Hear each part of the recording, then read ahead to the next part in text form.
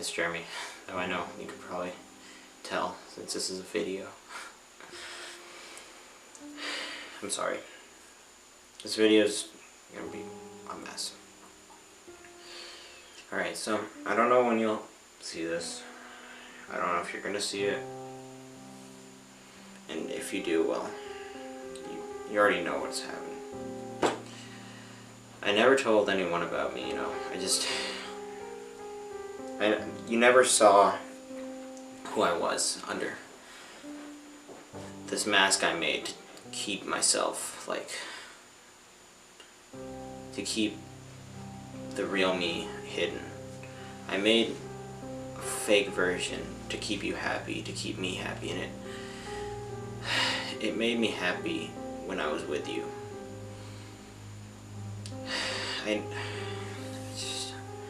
But I never expected you to be the cure to my problems. I never expected that of anyone. But I really needed it. I needed a cure, and I could barely get out of bed in the morning when you weren't available.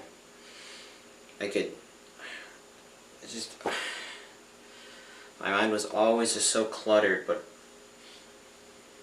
just so empty at the same time, and it was just so much confusion, and I just don't know how to deal with it.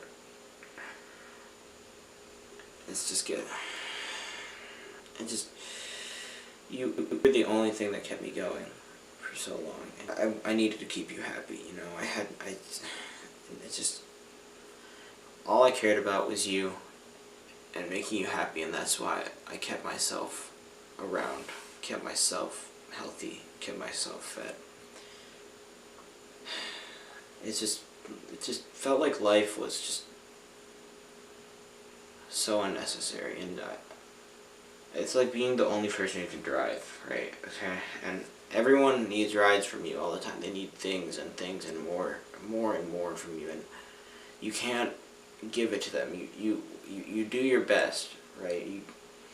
And you do it because you love them, and it's just but over time it just takes so much out of you, and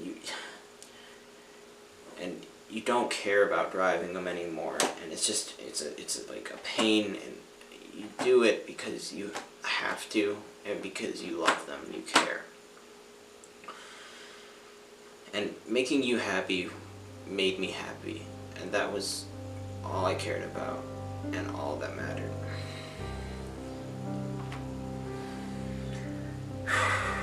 But like, just after so long of this back and forth, so long of doing all of this, it's taken too much. I can't deal with it anymore. It's gotten to the point I barely exist. I just walk around numb. I don't know how to do this. Basically, what I'm trying to say is that I can't really do this anymore, and I'm sorry that I've made you unhappy, and I'm sorry that I've done things. But I love you, and please don't think that this is because of you. It's not because of you. It's all me. It's all just the emotions, and just all the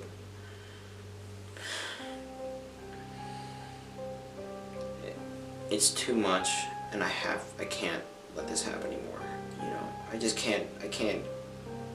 can't go through with this anymore. It's just not worth it. You were the only thing that was making it worth it, but it wasn't enough, and I don't know. It's not your fault. You couldn't have done any better, but it's just not been enough. I just really have to get rid of this pain. I can't deal with it anymore. I'm sorry.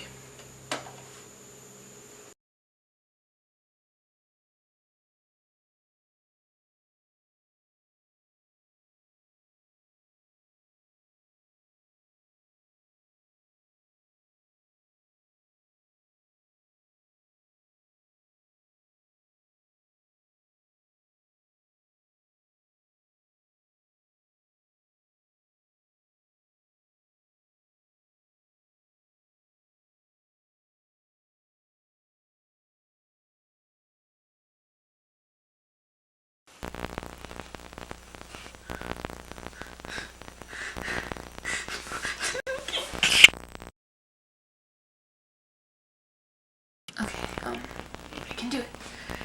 Today's the day. Okay, hi world, it's Alex.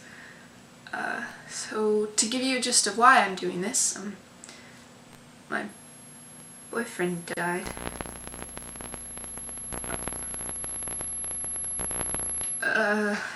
He would always, make video diaries. He would never post them, but he would send them to me or some of his friends.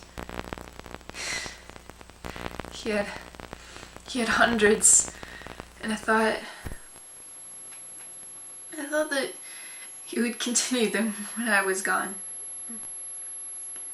I don't know, maybe showing one or two, be good for me to look back on, you know. Might help me. Oh, here's a good one. Hey, Alex. I had a really good day today. I'm like really happy. I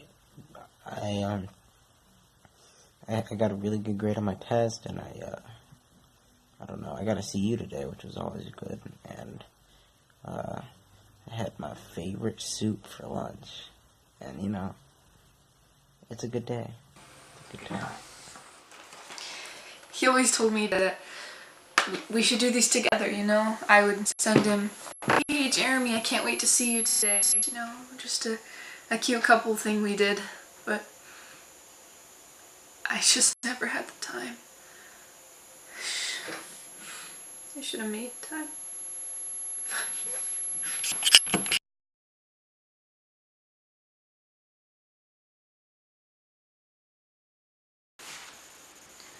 Alright, hi. It's officially video 2 of this thing, if you don't count my first pathetic attempt. And I realized in the first video that I didn't really describe why I'm doing this, so I thought I'd try to do that now without crying. And so my boyfriend made vlogs, right? He was great at them. They were kind of his therapy without therapy. He really loved doing it. He would always make time for them, whether it was just a 30-second, "Hi Alex, I had cereal today," or a 1-hour rant on his Spanish teacher. He made them to get better. And so I thought, since he can't make them anymore, I would continue them for him.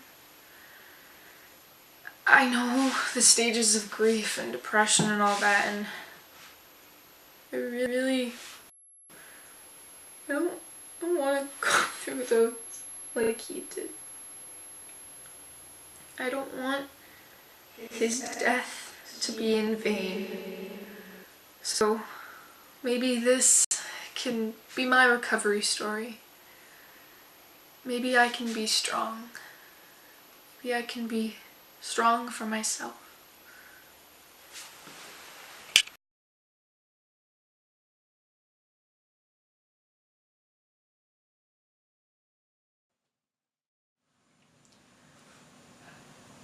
It's September 18th. I had my first math test of the year, and all I could think about was how much Jerry loved math. And I used to tutor him for trig and quadratics last year. He always tried to distract me from tutoring him, but I would always find a way to make it fun for him. All I could think about was his smile. How much his face when he found the answer. I don't want to think about that. I don't want to think about it. I don't want to make any of this my fault that he died. It's not my fault. It's not my fault. Right?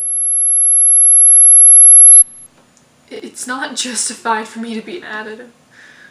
But like I am. I just don't know what. I just don't know what. I gotta stop listening around.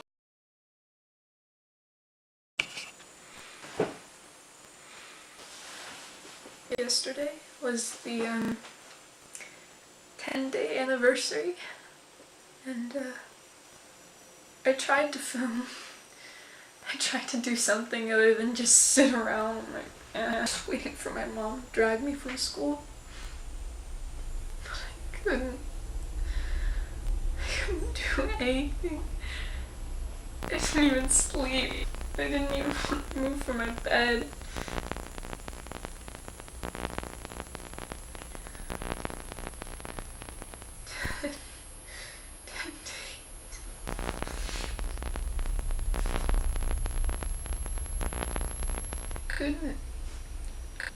I couldn't deal with any of it.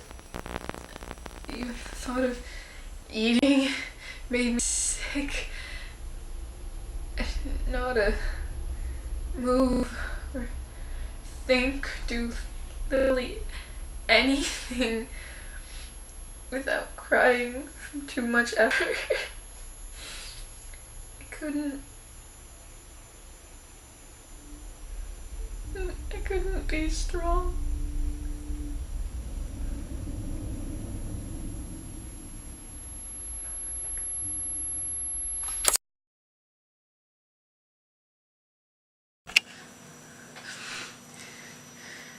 It's just today, right? Like it's just today that I'm gonna be feeling this bad, right? I've gotten worse and worse ever since September 10th. But today it was an avalanche.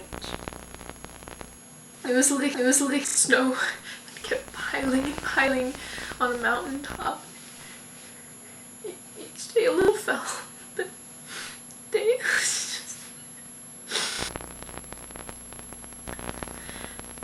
was just an avalanche.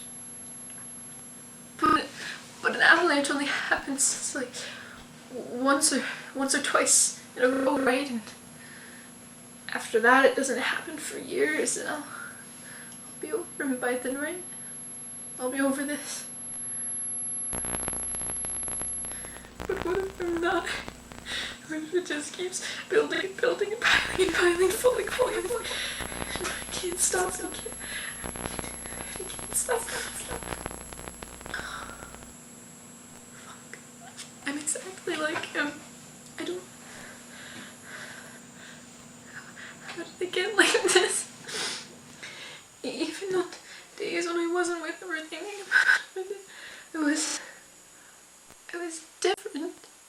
I was funny and I was smart and I talked to people and I used to be happy. I didn't have any problems. I could feel things other than panic and emptiness. I helped people and I helped myself, and I was Alex. But I'm not Alex anymore.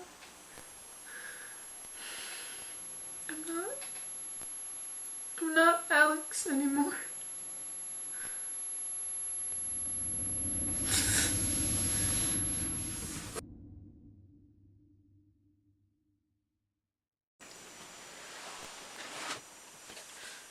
I haven't gone out of the house since the day of my last video. After I was forced to drive to the grocery store to pick something up I don't remember. And I just sat in the parking lot with my hands on the steering wheel and the car still parked, though. Sitting and staring, sitting and staring, just sitting and staring, just fucking staring out the windshield like I was frozen. Except I wasn't frozen, my mind was moving at about 100 miles an hour and it stuck like lightning and I just don't remember any of it. I just don't know why.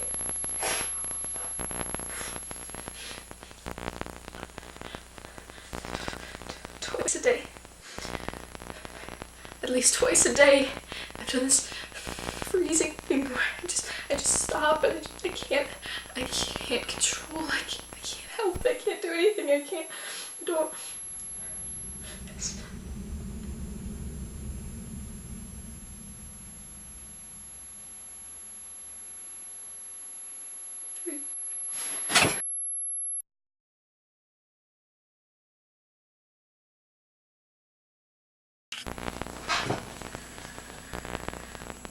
October 7th, 2 a.m.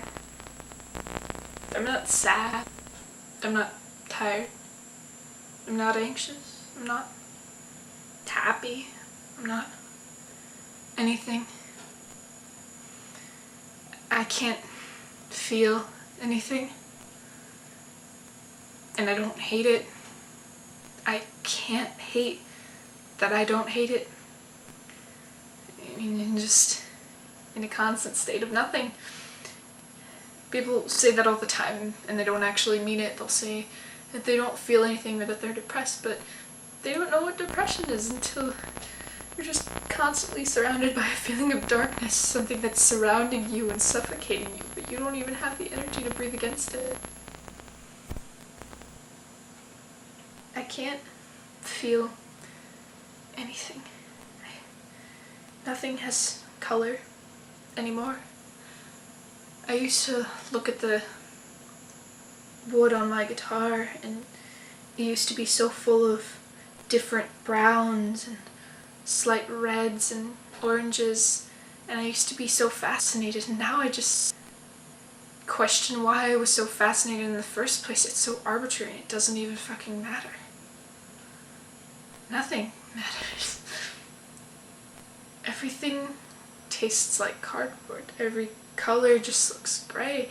Every expression on a person's face just either looks blank or like they're annoyed with me. Every movement costs me energy and it doesn't even have a purpose.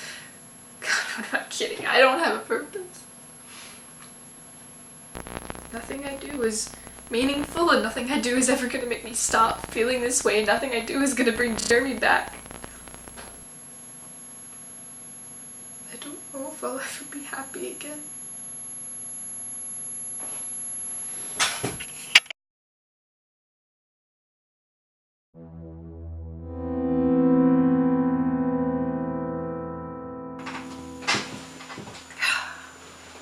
Hi, I'm Alex.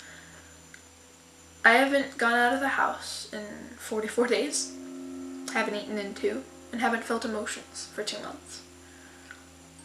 Every day past that one day has gotten worse and worse. And every day I surprise myself because I don't think I can get any number than the last day. Look at me now. I can't bother with doing anything at all.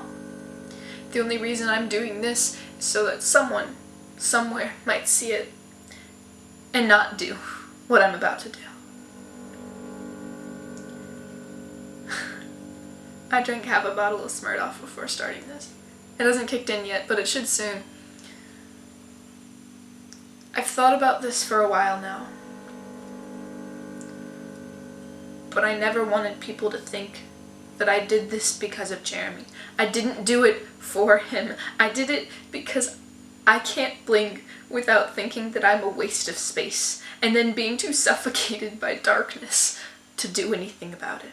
I can't stare at a wall without having a panic attack and then not having enough energy and being too tired to do anything about it. So I'm just stuck in a middle ground of thinking too much but not being able to let it out, so it just builds, and it builds, and it builds, and it builds, and I can't stop it, and I can't let it out by talking to a camera because every time I reach for the camera I freeze, and I can't move, and it's worse than last time.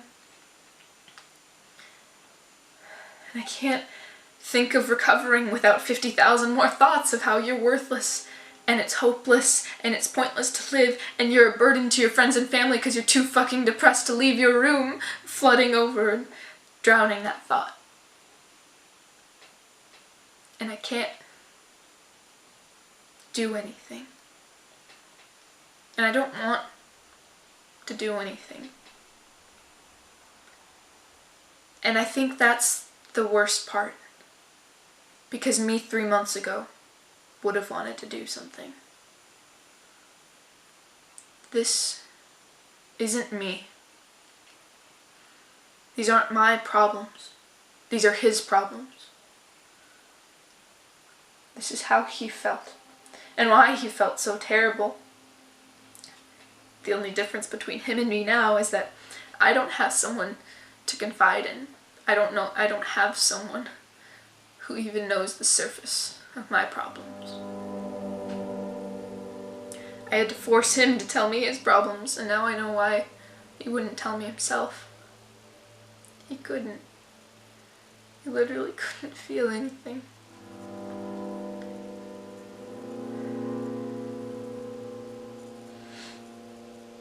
And he passed it all to me. All of these problems, all of these feelings that he was trying to get rid of. That he thought this was his only solution to get rid of them. They passed to me.